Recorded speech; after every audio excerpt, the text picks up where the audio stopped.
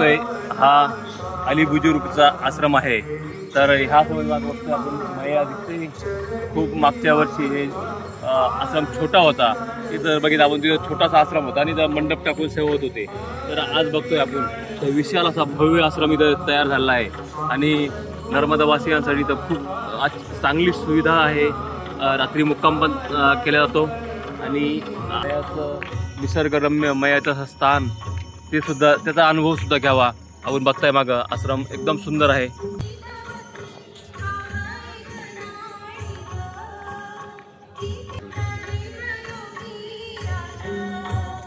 आजचा दुसरा दिवस परिक्रमेचा आम्ही टोपसरीला आलोय आणि खूप सुंदर असा आश्रम मागं बघतायत। तर राहण्याची खूप व्यवस्थित सुविधा इथं आहे। टोपसर इथे आहे आणि खूप मोठा आश्रम आहे। तर इथं मुक्कामाची खूप सुंदर अशी सुविधा आहे। नर्मदे रस्ता समोर अशी चिरगुट लावून सुद्धा लोक रस्ता दाखवत आहेत। एकटेही परिक्रमावासी आले तरी सुद्धा रस्ता चुकत नाही। मयाच्या तटावर तुम्हाला रस्ता मिळतोच। नर्मदे हार आम्ही आज सकाळी टोकसरकडून आलोय। हा रस्ता आहे टोकसरकडून आणि हे नर्मदेश्वर महाकाल नक्षत्र रावेरखेडी बाजीराव पेशवे प्रथम आम्ही जेवलोय आणि खूप सुंदर अशी सेवा या आश्रमात होत असते। तर परिक्रमावासियांनी शक्यतो इथं भोजन प्रसाद घ्यायसाठी यावं आणि बाबाजी मागच्या वेळेस माझ्यासोबत होते तर त्यांचा थोड़ा बात करो। ठीक है, अन्न क्षेत्र चलाते हैं हम यहाँ पर। अरे निःशुल्क सेवा करते हैं हम, तो हमें जारी रहते हैं। नर्मदे समोर बघतोय आपण तर इथं बाजीराव पेशवेजींचा जो वाडा आहे तो समोर आहे। आपण बाजीराव पेशवे प्रथम यांचा हा राजवाडा होता। मागे बघताय तर त्या काळी हा वाडा असेल, पण आज जर बघितलंय तर फक्त हे द्वार राहिलंय। तर असं मजबूत असं बांधकाम आहे आपल्या महाराष्ट्राची। हे खूप अशी थोर असती त्या रावेरखेडीमध्ये आली होती आणि इथं त्यांची बाजूला समाधी सुद्धा आहे। आपण ती समाधी सुद्धा बघू आणि खूप असं म्हणजे जबरदस्त असं पेशवे महाराजांचं हे राजवाडा होता। तर म्हणजे खूप असा छान असा हा वाडा असेल। जुनं बांधकाम आहे, जुनं दगडी बांधकाम बघतोय आपण, खूप सुंदर असं। आणि हा जो बोर्ड दिला आहे इथं ते दिलेलं आहे त्यांचं सर्व।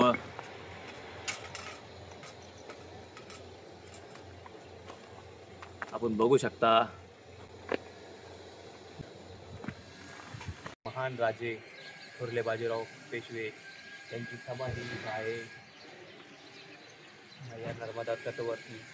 ते ज्यावेळेस आले होते त्यावेळेस आपण बघतोय तर हा त्यांच्या समाधीचा ज्यावेळेस तिथे बघतोय तरी समाधी स्थान आहे। आज आपण त्यांच्या समाधी स्थळावरती आलो आहे। ते पुरातन विभागाचा खूप असं देखरेख इथं आहे आणि आज आपण महाराजांच्या समाधीचं दर्शन घेतोय आणि आपल्या महान महाराष्ट्राची शान ही इथं पेशवा बाजीरावजी तर त्यांच्या समाधी स्थळाला आपण थोडंसं बघून घेतोय। तर इकडं बघितलंय तर नर्मदा मैया इथं पाठीमागे दिसतंय। लगेच लागून मायाच्या तटावरती महाराजांना इथं त्यांची समाधी आहे। त्यांना लू लागली होती आणि तेव्हा त्यांचं इथं ते म्हणजे आपल्या शरीर सोडून मायाच्या तटामध्ये त्यांचा शरीर सुटला होता आणि इथं ग्वाल्हेरचे महाराज सिंधिया घराणे त्यांनी इथं आपल्या बाजीराव पेशवे महाराजांची समाधी इथं स्थापन केली आहे। तर आपण बघताय तर इथं माझे नर्मदा तट आहे। खूप असं मयाचं पावन दृश्य इथं दिसतंय। इथून असे खूप आपले महाराष्ट्रातले असेल देशातले असेल जे महाराजांना जाणतायत, जे महाराजांचा इतिहास बघतायत तर ते इथं येत आहेत। इथं पुरातन विभागाची खूप अशी सारी देखरेख आहे। हे छोटासा जो जिना होता त्या जिन्यातून मी वर आलो आहे। तिथून 2 जिने आहेत, एक डाव्या साईडला आणि एकदम थोडासा फेरफटका मारावा म्हटलं। दुपारी आम्ही रावेरखेडीमध्येच भोजन केलं आहे आणि मागील परिक्रमेमध्ये ते राहिलं होतं माझं जे बघायचं त्यावेळेस सकाळीच होतं आणि सकाळी बंद होतं आहे। तर इथं मयात असा सुंदर असं दृश्य. आणि इथं बघतोय तर ते मजलीस दिसतंय ते तबकला तिथं महाराजांची समाधी आहे असं मी खाली विचारलंय. तर ते म्हणे तिथं महाराज गतप्राण झाले होते.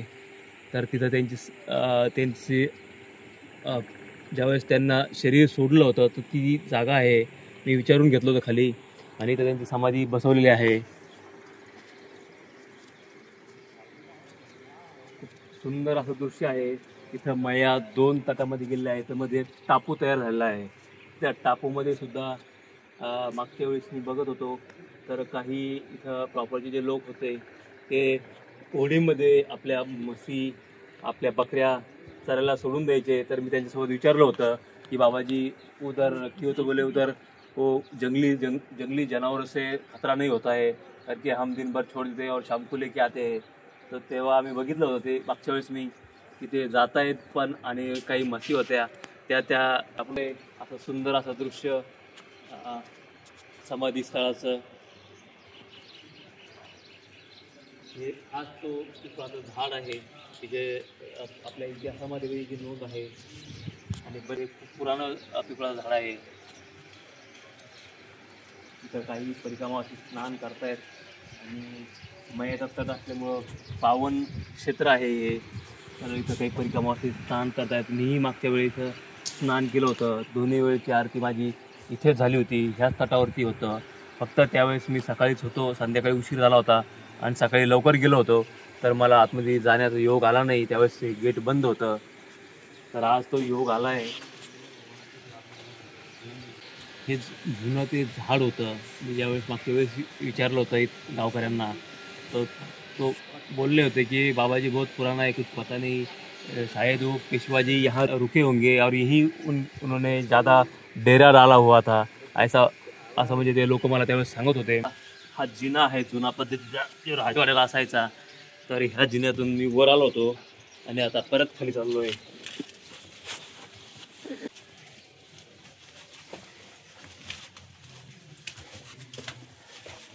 सुंदर असं बांधकाम.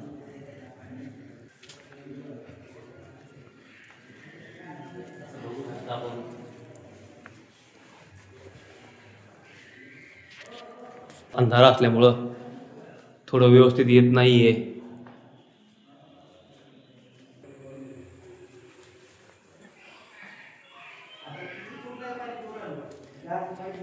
हे जे असं बघताय आपण इथे समाधी स्थळावरती ज्यावेळेस मयाला महापूर येतो तर हे राजवाड्या ह्या समाधी स्थळाला काही प्रॉब्लेम येऊ नये म्हणून असं पूर्ण सिमेंटनं पॅक केलेलं आहे. आणि सुंदर असं बांधकाम राजवाड्याचं पाठीमागच्या साईडचं आपण बघताय. आणि लगेच तिथं हे बघतायत तर असा हा पूल, खूप सुंदर असा पूल मयाच्या तीरावरती. इथे ही दुसरी छोटी मया आहे. तिथून हे असे ड्रिल पाडून बघताय आपण दोर ते लावलेले आहे. आणि असं हे लोखंडी स्ट्रक्चर असं चालायचं असतं, याला क्रॉस करायचं असतं. जुन्या काळामध्ये किती कठीण असेल. ह्या मयामध्ये खूप सारं पाणी आहे आणि याला क्रॉस करायचं तर खूप जिकरीचं काम असेल. पण इथलच्या स्थानिकच्या रहिवाशांनी अशा प्रकारे इथं असा पूल तयार केला आहे. असा हा पूल, असं वाहतं पाणी खोलवरती आहे. नर्मदे हर, नर्मदे हर. आज आपण आलोय ओंकारजीपासून एक 45 ते 50 किलोमीटर अंतरावर एक बकावा म्हणून गाव आहे. तर ह्या गावाचे वैशिष्ट्य असे आहे की हे गाव शिवलिंगासाठी जग आपण बघत आहात. हे सगळे शिवलिंग असे बनलेले आहेत. बजरंगबली आहे, गणपती बाप्पा आहेत आणि हे सगळे नर्मदेश्वरचे जो दगड आहे नर्मदेच्या दगडापासून सर्व बनलेले आहे. पण बघताय की सगळं हे गावच त्याचं आहे. पूर्ण गावामध्ये इथं शूटिंग बनवण्यात येते. देशात विदेशामध्ये शूटिंग जात आहे. हे शूटिंगसाठी प्रसिद्ध असं गाव आहे. भारतातून हे गाव शूटिंगसाठी प्रसिद्ध आहे. नर्मदे हर. मैं निहाल नंदेश्वर शिवलिंग से गोवर्धन की ओर। हमारे यहाँ शिवलिंग का पारंपरिक कारोबार है। ये जो हमारे पिछले 6-7 पीढ़ियों से हम लोग शिवलिंग बनाने का काम कर रहे हैं। और आपको किसी प्रकार के भी शिवलिंग की आवश्यकता है, अखंड, जलधारा या छोटे बड़े घर में रखने हैं ऑफिस के लिए, तो सभी प्रकार के शिवलिंग हम लोग आपको आपके घर तक अवेलेबल करवा सकते हैं। उसके लिए आप हमसे कांटेक्ट कर सकते हैं। मेरा कांटेक्ट नंबर है 9753141207। इस पर अगर आप कांटेक्ट करते हैं तो आपको इसमें व्हाट्सएप भी मिल जाएगा और बहुत सारे फोटोज़ भी मिल जाएंगे। आप जब भी नर्मदे शिवलिंग के आपके चाहते हैं तब हमसे एक बार संपर्क करें।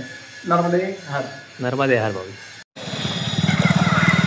अशा प्रकारे बघतायत आपण ह्या गावामध्ये सर्व असे भोले बाबांचे शिवलिंग इथं बनवले जातात।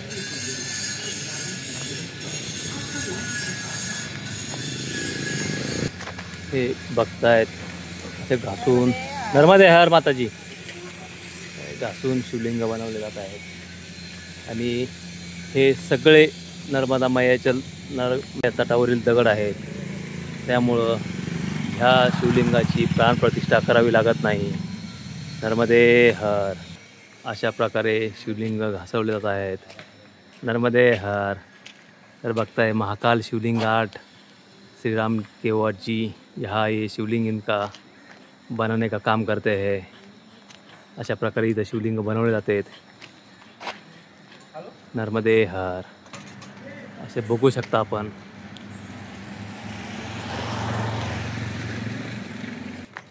या अशा बजरंगबलीजींच्या मूर्त्या बनलेल्या आहेत, ते सुद्धा अशा प्रकारे बघू शकता। सगळे सर्व शिवलिंगाचे दुकान, सगळे शिवलिंगच बनवले जातात।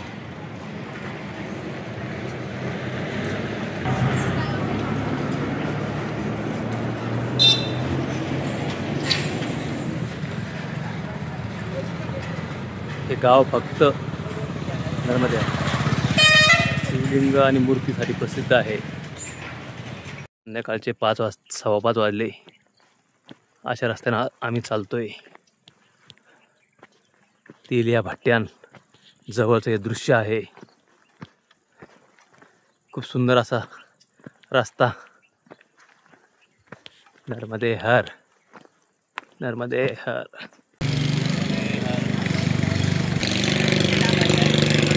आत्ताच आम्ही तेलिया भट्ट्यांचं बाबा सियाराम बाबाच्या अंगावरती मयाची आरती केली।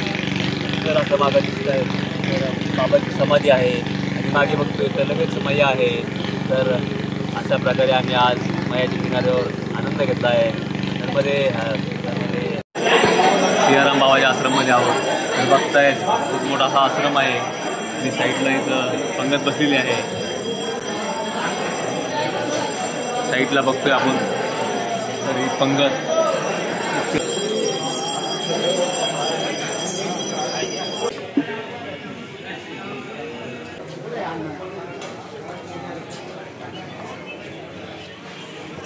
तर अशा प्रकारे सियाराम बाबाच्या आश्रममध्ये थोडी गर्दी रोज असते। तरी इथे आपण जेव्हा आपण परिक्रमात येऊ तेव्हा इथं थांबू शकतो। खूप सुंदर अशी सुविधा। नर्मदे हर आजचा आमचा मुक्काम तेली भट्ट्यान सियाराम बाबाच्या आश्रमामध्ये एकदम खूप छान आश्रम आहे हा, आणि हा आश्रम पाहण्यासारखा आहे। हा आश्रम एकदम प्रसिद्ध आहे आणि इथले महाराज बी खूप जास्त नर्मदा मैयाच्या एकदम किनाऱ्यावरती हा आश्रम असल्यामुळे या ठिकाणी स्नान करण्यासाठी एकदम महत्त्वाची आणि चांगली पवित्र जागा अशी मानलेली आहे। अशा जागेवरती